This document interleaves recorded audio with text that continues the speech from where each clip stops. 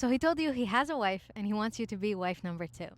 Now you're thinking about it. Should you marry him? Should you not? Well, this is advice for the second wife. Let's dive right in. The first thing you have to understand is you're just a wife. There's nothing else. You are a wife. That's it. What is a wife supposed to do? She's supposed to be a companion to her husband, love her husband, take care of him, and he'll reciprocate, inshallah. So that's the first thing. What are your responsibilities? The reason I started with responsibilities is because a lot of wives come in and their main focus is the other wife. Like, I have to compare myself to her, or if there's problems between them, I need to solve it, or I have to be careful. No. You have to draw very clear boundary lines. The other marriage is none of your business. And the reason I say that is because you have to focus on your own. Marriage is already a difficult thing between one and, just you and your husband. It's going to be difficult. There'll be ups and downs. So you don't need to pay attention to anybody else's marriage, especially not the first wife's. Even if your husband comes to you and he just wants to unload, maybe he's stressed or he fought with his other wife, you're not that person. You're not his therapist. You're not a marriage counselor. You're his wife. Period. You don't even have to say second wife. You're just his wife. Be open and communicate. It's already difficult for wives to communicate. They keep a lot of their feelings hidden. It's worse if you're in a marriage where he already has another wife because there's just more room for you to compare yourself and feel insecure and jealous and all these other emotions. By the way, even women married to one man feel these emotions, but it's almost heightened because you know for a fact there's another woman in his life. So be open. If you feel insecure about something, talk to him about it. Be vulnerable with him.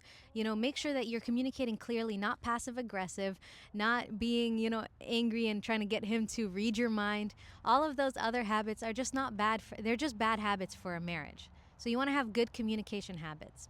And a lot of people think, I want to make sure my husband is being fair to me and to her.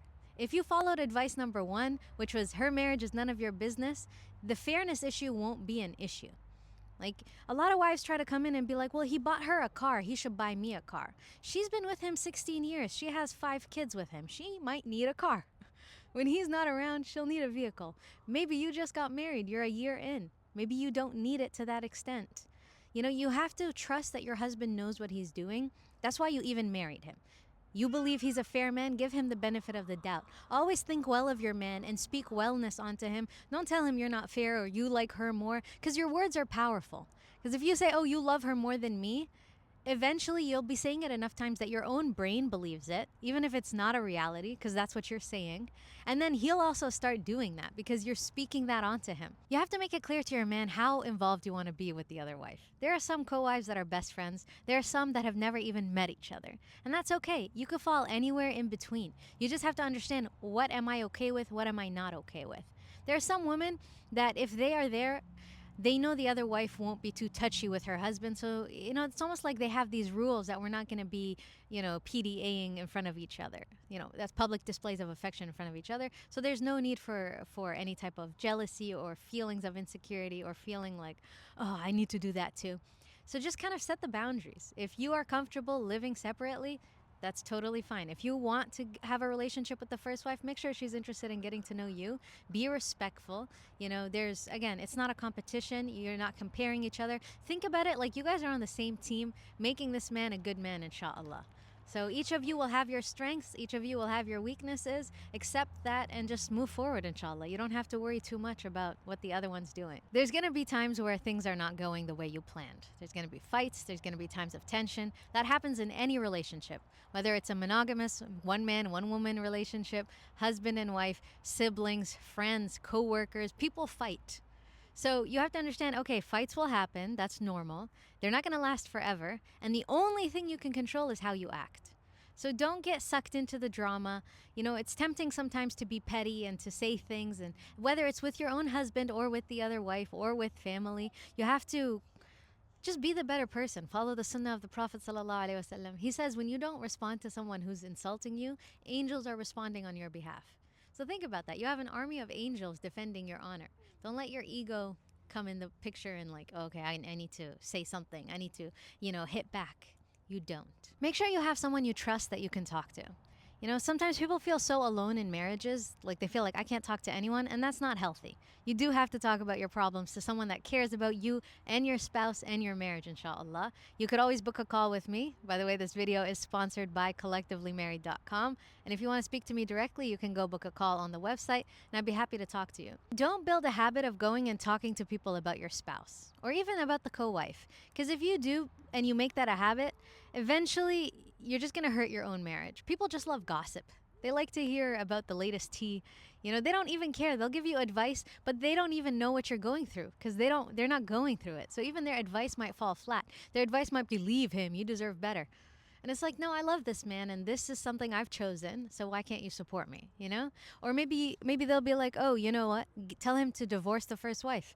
And trying to break up another person's marriage is haram. It's literally like you're playing for the devil's team.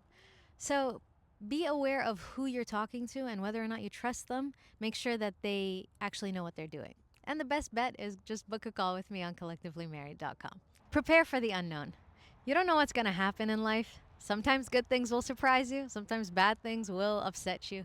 Things are going to happen. You have to be flexible. You have to be aware of who you are and of your man. You know, don't let situations blind you and make you think bad. Don't let your ego into the situation. You know, ultimately, marriage is a journey of growth.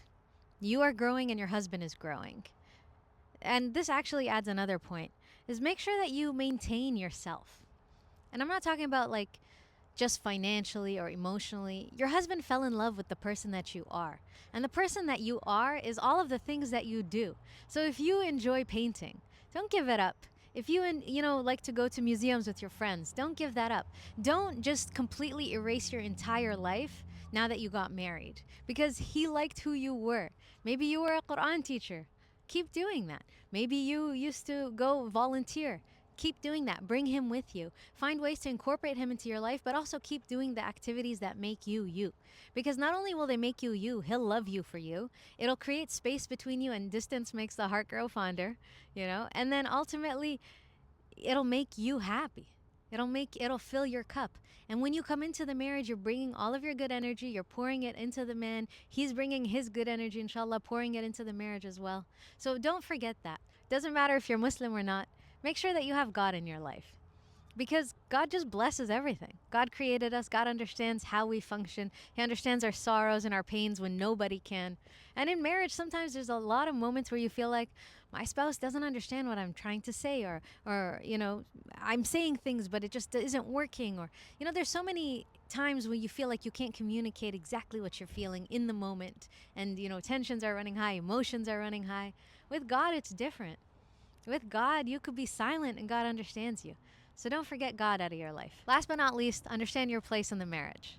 A lot of second wives make the mistake. They come in and they think, oh, he doesn't love the first wife, that's why I'm here. And then through that belief, they'll disrespect the first wife, or they'll cause problems. They'll tell the husband, they'll whisper in his ear. And there's a lot of men that, unfortunately, they're just not good men, or they don't have the experience of managing multiple women. And so the reason you're watching this video is to understand how to be a good second wife. There's times when you're going to have to tell him, go treat the first wife better. If he comes and he talks to you, I know you shouldn't even open up the door to be his therapist, but if he does come to you and tell you, I'm having problems with the first wife, should I divorce her? No. Always be someone that pushes your husband to do good. Be someone that tells him, no, fix the problems. What did you do? Hold him accountable. Because if you do the opposite, let's say he comes to you and he tells you, oh, I'm not happy with the first wife, I just want to be with you. And you say, sure, yeah, divorce her. Who's to stop him from turning around and doing the exact same thing to you? And the man that you fell in love with, I guarantee you, he's not the exact man the first wife married. She invested in him. She helped him grow. She taught him a lot of things, and you're reaping the rewards. So you have to, in a way, understand that, respect her. Even if you don't like her, you have to show her that respect. You have to understand that she's already invested time and energy in this man when he could have been broke. Maybe now he has some money. When he could have had such a bad temper, now he's patient. Maybe he didn't even know how to pleasure a woman. Now he does. There's so many areas that the first wife has been patient with, invested in, and you're coming in and you have a man that is husband material already because the first wife taught him. And that doesn't mean you don't have anything to teach him. You do.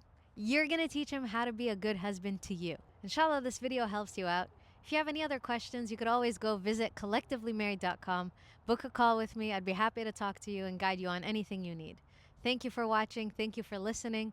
Make sure to like, subscribe, share, and do all that good stuff, inshallah, so more people can benefit. And I'll see you guys in the next video. Assalamu alaikum wa rahmatullahi wa barakatuh.